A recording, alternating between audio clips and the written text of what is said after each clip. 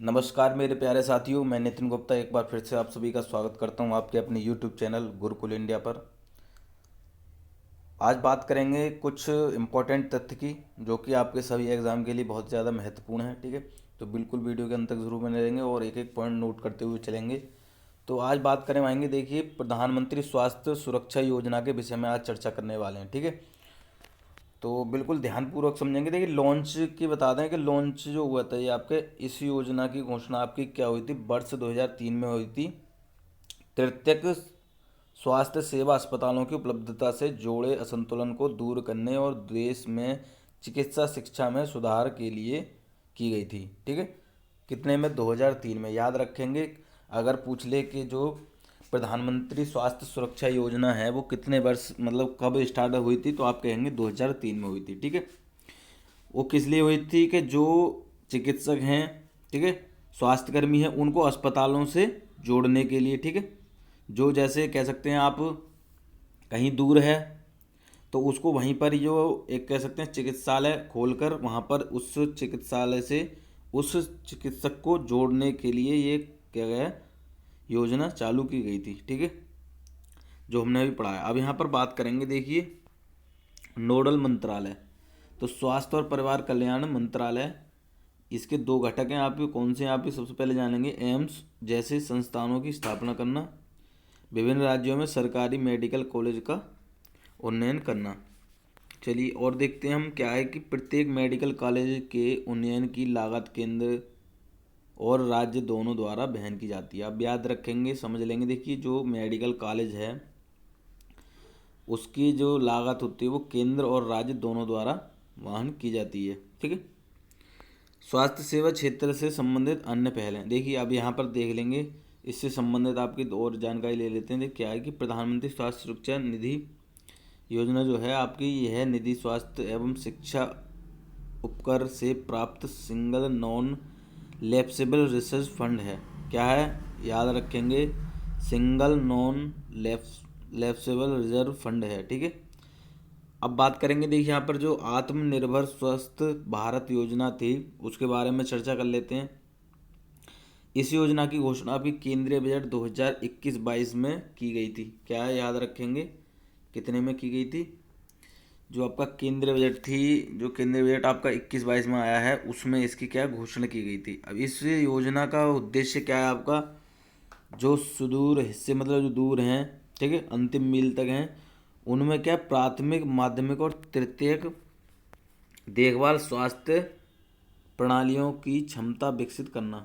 समझ में आ गई बात। ठीक है, देश में ही अनुसंधान परीक्षण एवं उपचार के लिए एक आधुनिक परिस्थिति तंत्र विकसित करना। मतलब ये कहने का मतलब इनका है कि जो जैसे दूर दराज अभी हमने पीछे पढ़ा था, ठीक है, वहाँ पर जैसे कोई स्वास्थ्य केंद्र नहीं है, ठीक है, तो वहाँ पर स्वास्थ्य केंद्र खोलकर, ठीक है, उनका परीक्षण करना, उनका अनुसंधान उपचार के लिए क्या है आधुनिक परिस्थिति तंत्र विकसित करना। ठीक है, नए अस्पताल खोलना। ठीक है, स्वास्थ्य कह सकते हैं स्वास्थ्य कर्मियों की क्या नियुक्ति करना। तो इस प्रकार वहाँ पर देखा गया है। ठीक है, चलिए, राष्ट्रीय डिजिटल स्वास्थ्य मिशन, इसके बारे में चर्चा कर लेते हैं। देखिए क्या है, यह मिशन चार प्रमुख डिजिटल पहलों जैसे क्या है आपका हेल्थ आईडी, व्यक्तिगत स्वास्थ्य रिकॉर्ड, डीजी डॉक्टर और स्वास्थ्य सुविधा रजिस्ट्री के साथ एक पूर्ण डिजिटल स्वास्थ्य परिस्थिति तंत्र है। क्या है, देखिए दोबारा समझेंगे। जो राष्ट्रीय डिजिटल स्वास्थ्य मिशन है इसमें देखिए जो कह सकते हैं चार प्रमुख जो डिजिटल पहल थे, इसमें सबसे पहला कौन सा था आपका हेल्थ आईडी, दूसरा आपका व्यक्तिगत स्वास्थ्य रिकॉर्ड, तीसरा आपका डीजी डॉक्टर, ठीक है, चौथा हमारा है स्वास्थ्य सुविधा रजिस्ट्री के साथ एक पूर्ण डिजिटल स्वास्थ्य परिस्थिति तंत्र। ये एक है। ठीक है, तो चार हैं आपके। चलिए देखिए क्या आयुष्मान भारत दो तरफा दृष्टिकोण। देखिए आयुष्मान भारत जो योजना है उसके बारे में देखिए क्या है चर्चा। देखिए मैंने जो स्वास्थ्य से संबंधित जितने भी योजना हैं, ठीक है, वहाँ पे हम बात कर रहे हैं।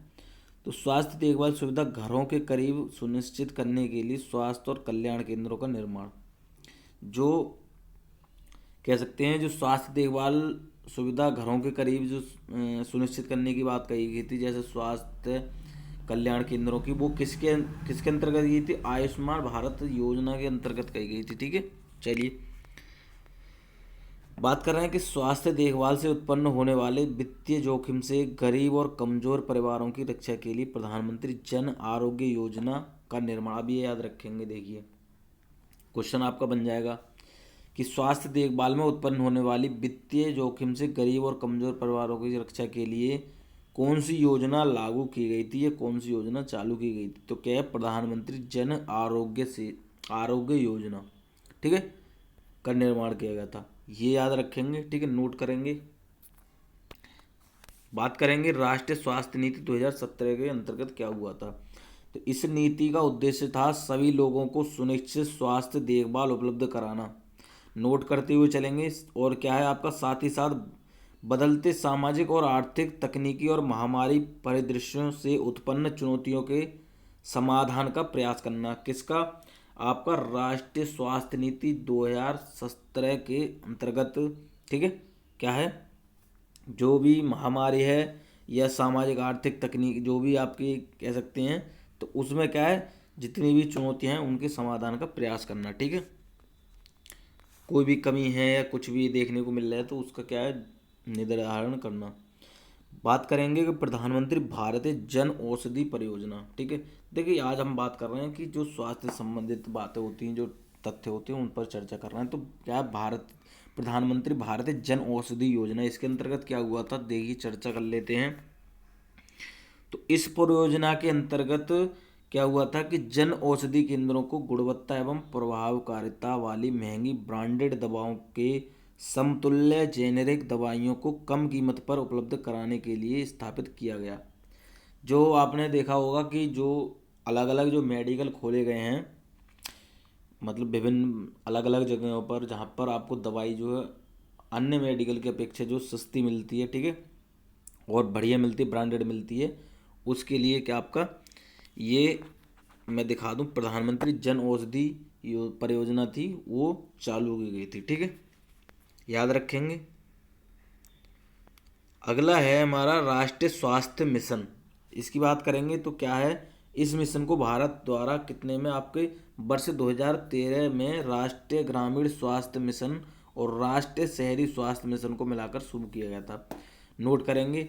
अब बात कर ले कि जो राष्ट्रीय स्वास्थ्य मिशन है वो कब स्टार्ट किया गया था, तो 2013 में, याद रखेंगे। ठीक है, और इसमें क्या किया गया था, ये किस किस को जोड़ा गया था, तो आपका राष्ट्रीय ग्रामीण मतलब जो ग्रामीण एरिया है कह सकते हैं, और जो शहरी एरिया है, दोनों को क्या है जोड़कर शुरू किया गया था। ठीक है, राष्ट्रीय स्वास्थ्य मिशन, समझ में आ गई बात। ठीक है, चलिए बात करेंगे कि इसके तहत आपका देखिए एक पॉइंट और है, नोट करेंगे इसको, कि इसके तहत क्या है, प्रजनन, मातृ, नवजात शिशु, बाल एवं किशोरावस्था स्वास्थ्य तथा संक्रमण व गैर संक्रामक रोगों के दोहरे बोझ से निपटने के लिए ग्रामीण और शहरी क्षेत्रों में स्वास्थ्य प्रणाली के शुद्धिकरण पर ध्यान केंद्रित किया जा रहा है। ये नोट कर लेंगे। ठीक है, इसके अंतर्गत जो भी अभी जो यहाँ पर फैल रहा है, ठीक, कोरोना, तो इसको भी आप शामिल कर सकते हैं। जो ग्रामीण और शहरी क्षेत्रों में क्या है, स्वास्थ्य प्रणाली के शुद्धिकरण पर ध्यान केंद्रित किया जाता है इसके अंतर्गत।